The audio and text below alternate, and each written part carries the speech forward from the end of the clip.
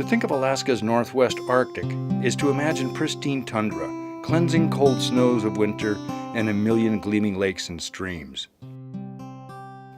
Consider the heritage of Jimmy Geary, an Inupiaq hunter and fisherman from Buckland.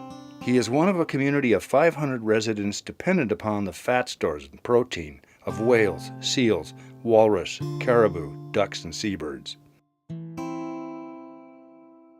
For centuries, Jimmy's ancestors moved to the coast for the fish and marine mammals in summer, then migrated inland for the ptarmigan, caribou, and moose in the winter. Yeah, born and raised in Buckland, that's where I'm going to stay. Then came the 1950s. The state of Alaska mandated schools, and the most viable approach to their construction meant shipping vast stores of lumber and other supplies to the far north. Schools became the catalyst for permanent settlements and ushered in the infrastructure we see today. Like many of Alaska's rural communities, the infrastructure evolved to get commodities in, but the high costs of transportation and economic structure didn't provide for getting the trash back out. As the decades wore on, trash accumulations formed in open pits or in piles upon the tundra, and new chemicals and more sophisticated compounds such as adhesives, paints, and solvents got thrown into the mix. Alaska's landfills are bulging, and in an effort to reduce volume, local residents have resorted to burning. In many instances, smoke containing deadly toxins travels downwind to housing complexes or schools. We've experienced in the past smoke coming into the houses, smoke coming into the school, and there are elders with chronic, maybe lung disease, or children, young children in the houses that are breathing the smoke that come from the landfill because it's so near. And landfills lie so close to the community that the same flies feeding on human feces and animal carcasses come home to die in household windows. While curing the solid waste conundrum in the villages of the northwest Arctic might seem insurmountable, there are practices that can prolong the life of landfills and mitigate the spread of toxins to the tundra. In an opportunity to implement stronger solid waste management practices, the Rural Alaska Community Action Program was awarded funding from the USDA to offer technical assistance and training to the 5 communities in the Northwest.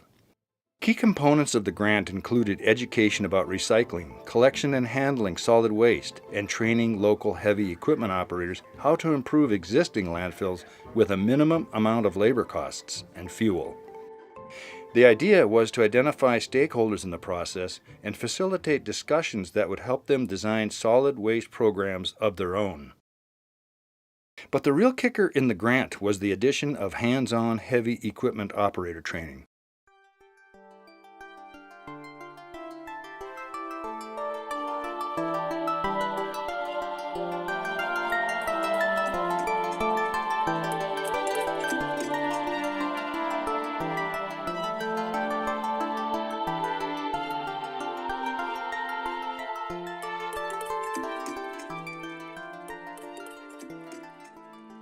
It's conditions like these that draw the attention of Ted Jacobson, a tribal solid waste liaison between the EPA and the tribes. Jacobson has 30-some years' experience in improved landfills in southeast Alaska, but his real passion for more than a decade has been showing folks how to maintain landfills on the fringes of civilization.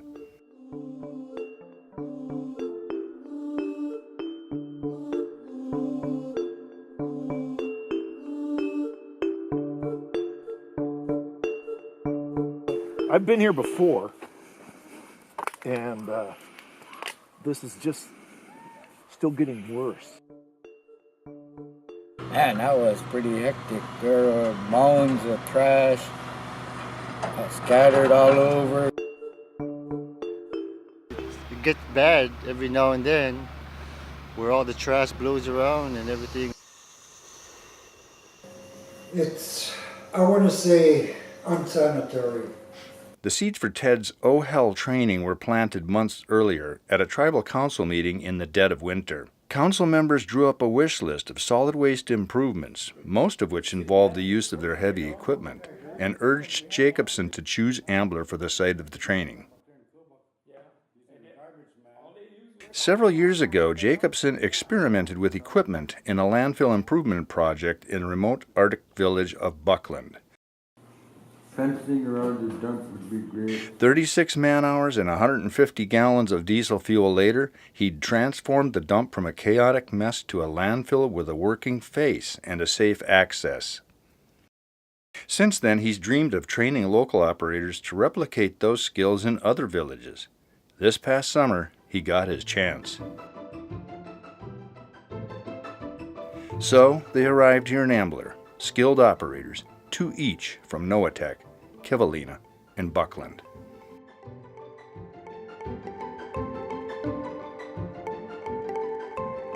Jacobson's plan included 1 day of classroom instruction to familiarize the operators with the acquisition, maintenance, and operation of heavy equipment and landfills. But he also taught them the merits of implementing access control, collection and recycling programs. Get around the backsides and all that stuff. Just keep them buried, dumping in the same spot. But we get lots of those, then it goes up, the insects eat lots of microorganisms, and then eventually it ends up in the food chain.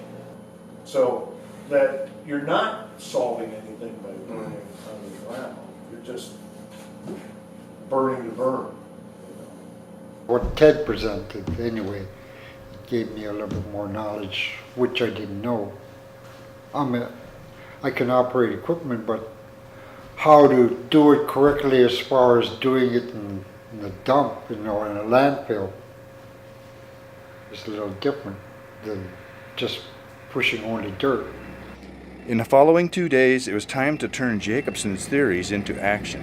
With Jacobson's oversight, the men fired up a cat, a dump truck, a loader, and an excavator and went to work.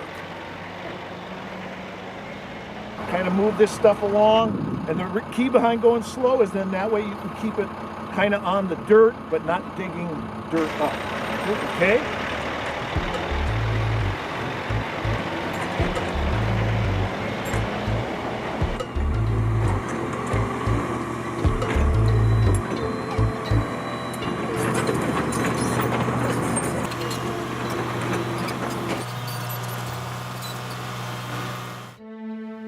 You guys done a good job flattening it out. Now we're gonna put gravel.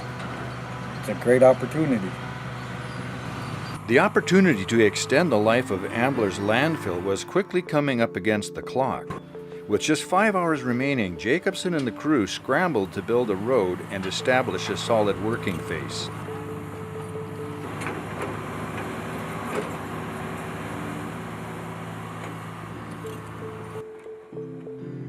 Jacobson and the crew persisted, and by quitting time, they'd reached their goal. It's looking good. It came together really nice. Locals have all been talking about it, about all the work that we did and stuff. Maybe this kind of training will help us control that trash better and maintain it better. And everybody's grateful. I'm very pleased. We got a lot accomplished in a short period of time. It's been a good experience for me to be out here at the dumps with these guys. I learned a lot of things that needs to be done with the solid waste. With 8 hours of classroom instruction, 120 gallons of fuel, 4 pieces of equipment, and less than 16 hours in the field, Jacobson and his crew of OHEL operators brought new life to Ambler's solid waste program. This has the potential of being a 50-year landfill. Several weeks later, Jacobson took a specialized version of his OHEL training to Selawik, where the landfill has encroached upon the surrounding wetlands. Operators can access the landfill with heavy equipment only after the ground freezes in late fall and before the deep snows of winter. Despite the narrow time frame that they can work with machinery, the 3 trained operators learned about the dangers of uncontrolled burning, how flies act as vectors of disease, and other concepts underlying sound solid waste management. Our dump here is less than a mile, so flies, they got like a 2-mile. They got like a 2-mile. What you call that? Yes, I'd like to stop the contamination from getting back into town and get the community healthier. Jacobson's training was an eye-opener, even for some of the most seasoned operators, like Harry Clark. Basically, almost everything is learning experience for me. Back in Ambler and Buckland, local residents couldn't wait to try their new skills. Oh, we learned from that training about the landfill, environmental, and keeping it stable, the dump, and keeping it clean, making some room for the entrance. And I thank the people that did bring up the training for these two guys, for our community, as well as other communities, to maintain our landfill, and I think that's a good thing for us.